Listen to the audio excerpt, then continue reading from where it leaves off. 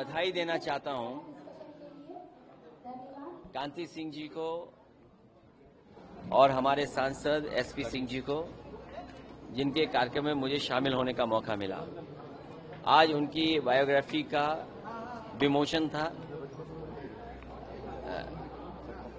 इस बायोग्राफी को जो भी पढ़ेगा उसे प्रेरणा मिलेगी और इस बायोग्राफी में पूरी जर्नी है लाइफ की, पॉजिटिविटी है और किस तरीके से संघर्ष कर करके ग्रामीण क्षेत्र से लेकर के और आज की परिस्थितियों में समाज की तमाम रूढ़िवादी चीजों से लड़ते हुए, संघर्ष करते हुए यहां तक पहुंची हैं।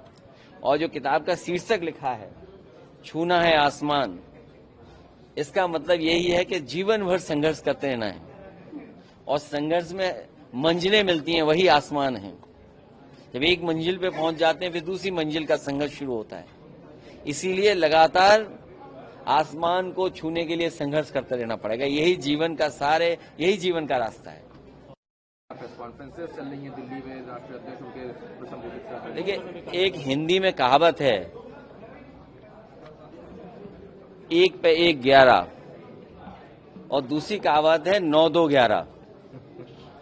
जो उत्तर प्रदेश की जनता, मैं सवाल 11 साल का नहीं कर रहा हूं, ये 11 साल आपके लिए हो सकते हैं, लेकिन अगर दिल्ली की सरकार के 11 साल और उत्तर प्रदेश की सरकार के लगभग 9 साल, इन दोनों को जोड़ दें तो 20 साल का लेखा जोखा सरकार को देना पड़ेगा जनता के बीच में क्या किया है।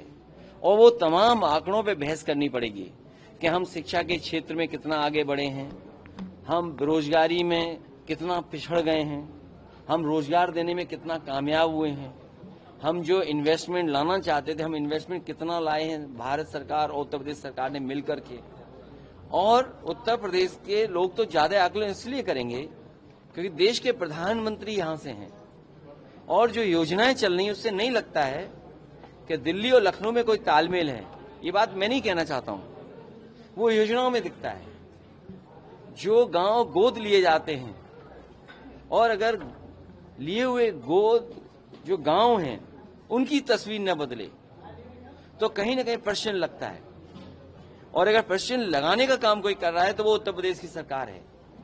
अगर प्रधानमंत्री जी ने गोद लिया गांव और उस गांव की तस्वीर नहीं बदली तो प्रश्न लगता है उत्तर प्रदेश की सरकार पर। और यहां पर जितने लोग बैठे हैं बीजेपी में, एक दूसरे से सर टकरा रहे हैं, एक दूसरे के खिलाफ काम कर रहे हैं, खींचातानी कर रहे हैं। कौन सा विभाग है जिसमें खींचातानी न चल रही हो? और सोचिए 11 साल की यही उपलब्धि होगी कि आईएएस को अंडरग्राउंड होना पड़ रहा है, कमीशन को लेकर के झगड़ा हो रहा है, बंटवारे को लेकर के झगड़ा हो रहा है, आप पानी पीने का नहीं दे पा रहे शुद्ध, गांव में अभी भी कूड़ा गंदगी भरी पड़ी है, आप किसान को फेस नहीं करना चाहते हैं, इसलिए आप एरियल सर्वे कर रहे हैं। फसलों का कोई एरियल सर्वे करता है? कोई आप रिमोट सेंसिंग के अधिकारी हैं? आप क्या? आप प्रदेश के सबसे बड़े मुखिया हैं, आपको किसान के सामने जाना चाहिए, फेस करना चाहिए किसान को। और खेतीबाड़ी कहां पहुंच गई, किसान को क्या लाभ पहुंचा है?